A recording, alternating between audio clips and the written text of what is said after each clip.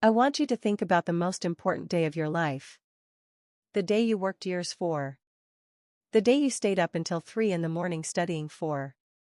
The day you cried over, struggled for, almost gave up on but did not. The day that was supposed to prove to yourself and everyone who ever doubted you that you had made it. Now imagine looking out into that crowd on that day and seeing empty seats where your parents were supposed to be sitting. Not because of an emergency. Not because of an accident. Not because of anything that could not have been avoided. Because they had a party to go to. I was 22 years old standing in my graduation gown holding my degree with shaking hands, and my parents were at a garden party 40 minutes away eating canapes and drinking Prosecco with people whose names I could not even tell you today. I smiled for the photographs that day. I clapped when other people's parents cheered.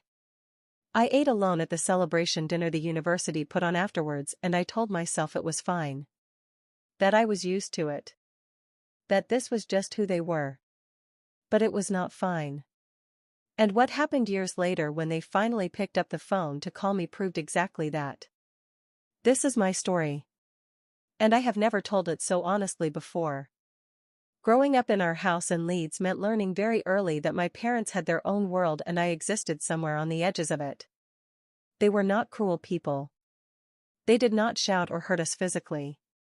But they were deeply, completely self-absorbed in a way that shaped everything about my childhood. My mom lived for social events. Dinners, parties, gatherings, any occasion where she could dress up and be seen. My dad was the same. Their social calendar was the most important thing in our house, and everything else, including me and my younger brother Danny, worked around it. I cannot count the number of school plays they missed. Sports days they forgot. Parents' evenings they sent each other to last minute because neither of them had written it in the calendar. I learned to not tell them things because the disappointment of them not showing up was worse than never expecting them to begin with. But I kept trying. That is the thing about children, we keep trying long after we should have stopped. University was my escape. I got into Leeds Beckett to study marketing and I threw myself into it completely. For 3 years I worked harder than I had ever worked in my life. Part-time job on the weekends to cover my own expenses because my parents' contribution was inconsistent at best.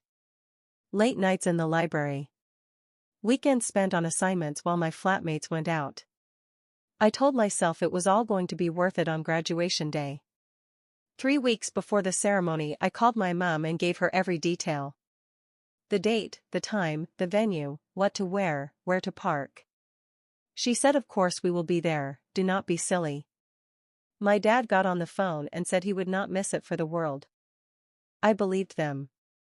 Even after everything, I still believed them. The morning of my graduation I sent a message to confirm the time. My mom replied quickly. She said something had come up.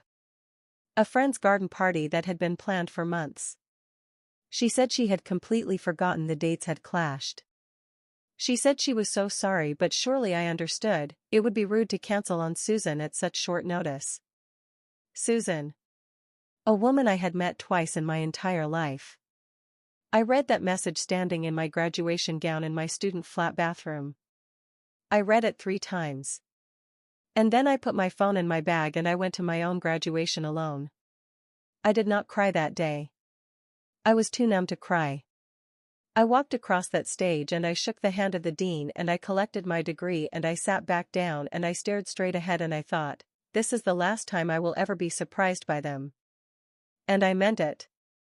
After graduation I moved to Manchester for a job I had worked incredibly hard to get. I built my life there methodically and carefully. My own flat within 2 years. A career I was genuinely proud of. Friends who showed up, who celebrated with me, who sat with me when things were hard. My contact with my parents became less and less. Not dramatically. No big confrontation. Just a slow and deliberate stepping back. Calls became monthly, then every few months. I stopped visiting for every holiday. I stopped rearranging my life around their convenience. They barely noticed at first. And when they did notice they called it a phase. My mom told a relative I was being difficult. My dad left a voicemail once saying I needed to remember that family was everything. Family was everything. From the man who chose a garden party over his daughter's graduation. I did not respond to that voicemail for 6 days. For years after graduation, things were going genuinely well for me. Promotion at work, my own savings, a life that felt solid and mine. And then one Tuesday evening my mom called. Not a birthday, not a holiday. A random Tuesday. She started with small talk. How are you? How is work? Manchester must be lovely this time of year. And I sat there listening and waiting because I knew. After 26 years of knowing these people, I knew there was a reason for this call and it was coming. It took 11 minutes. Then she said they were in a bit of financial trouble. Some investments had not worked out. They needed help to cover some bills and they were wondering if I was in a position to help them out. I was very quiet for a moment. And then I said something I had been waiting years to say. I did not shout. I did not cry. I was completely calm when I spoke. I told my mom that I remembered my graduation day very clearly. I told her I remembered standing in that crowd looking at 2 empty seats. I told her I remembered reading her text message in my bathroom in my graduation gown. I told her I remembered eating alone that evening and telling myself I was used to it. She started to speak and I asked her gently to let me finish. I told her that after that day I made a decision. That I was going to build a life where I was the priority. Where my hard work paid for my own future. Where the people around me showed up. And that I had done exactly that. I told her I could not help them financially. Not because I did not have the money. But because I had learned something very important about investing. You put your resources where there is a return. Where there is value. Where someone has shown up for you. She was silent for a long time. Then she said, "We are your parents." And I said, "Yes.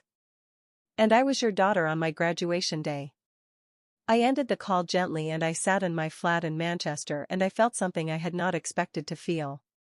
Not guilt. Not anger. Just peace. A quiet and complete peace. My parents and I have a relationship now that is honest for the first time in my life. It is not warm. It is not close. But it is real. And I would rather have something real than spend another year pretending. Have your parents ever let you down on a day that mattered more than anything? Or have you ever had to set a boundary with someone you love because you finally ran out of reasons not to? Tell me in the comments. I read every single one and this is always a safe space. If this story moved you, please subscribe to Revenge and Life Stories. Every week we bring you real, raw, emotional stories that remind you that choosing yourself is never something you need to apologize for. Hit that subscribe button right now and turn on notifications so you never miss a story.